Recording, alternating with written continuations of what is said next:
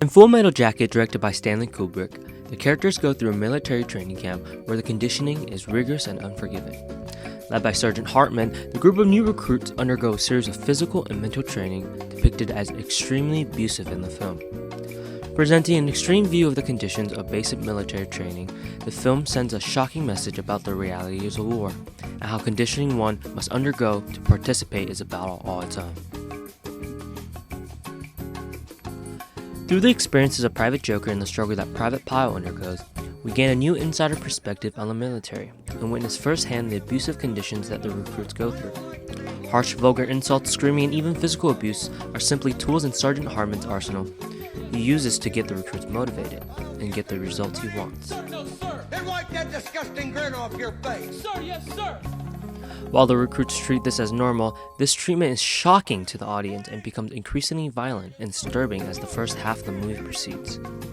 The sergeant begins with simple, vulgar insults targeting race, sexuality, and nationality, and we're presented with an almost comedic scene where Private Pyle is ordered to choke himself on his sergeant's hand. To further the punishment, Hartman begins to make all the other men take the punishment for Pyle's shortcomings, effectively turning the entire group against him. Once Pyle becomes a unanimous target, a tragic scene occurs where Pyle is held down and beaten by every other recruit in the middle of the night, gagged so that no one could hear his cries. It's after this turning point that we see Pyle's spirit visibly break, and his attitude and demeanor changes. The once-go-lucky recruit constantly getting himself into trouble becomes an empty shell, and even a good rifleman, according to Sergeant Hartman. Unfortunately, the damage is done.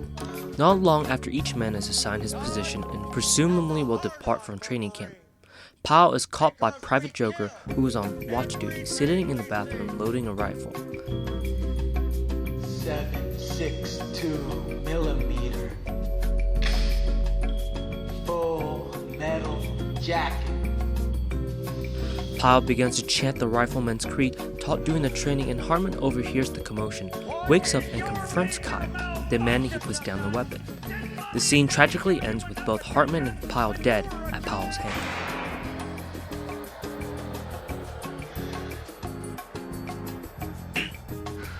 Although the film dramatizes many aspects of military training and by no means represents a typical experience, it does expose a problem that is fully preventable yet rarely discussed. Premature deaths as a result of harsh military training.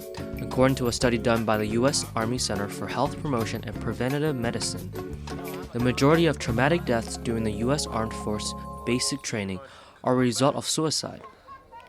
The study counts 276 recruit deaths from 1977 through 2001, and 60% of these deaths were due to suicide.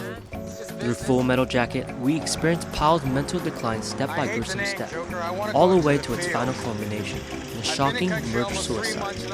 The military has come a long way from the time that Full Metal Jacket was released, as a result of exposure and research on the very topic that Stanley Kubrick explores with his film. Mental health has become a topic of interest and importance in the armed forces and soldier accessibility. Resources regarding mental health has increased immensely over the years as more research is done regarding topics like PTSD. According to a 2004 study in JMAA Psychiatry, nearly 1 in 4 active duty members showed signs of mental health conditions. As a result of increased awareness, soldiers can be assessed by screening for psychological health even after training. What is it supposed to mean? Privacy for soldiers seeking out assistance and treatments for psychological conditions have been implemented in all American armed forces, making it easier and safer for active duty members to get the help they need. The military now accepts that mental disorders can even be more dangerous when left untreated than even physical wounds, and pose a real threat whether in a combat situation or just in a training camp. More and more organizations are taking this issue head-on as well, like NAMI, the National Alliance on Mental Illness. Organizations like these continue to speak out as an advocate for accessibility, of treatment and acceptance of the importance of mental health as it relates to our armed forces. As the military and the public continue to take this more seriously, we have films like Full Metal Jacket to thank for bringing the issue to light.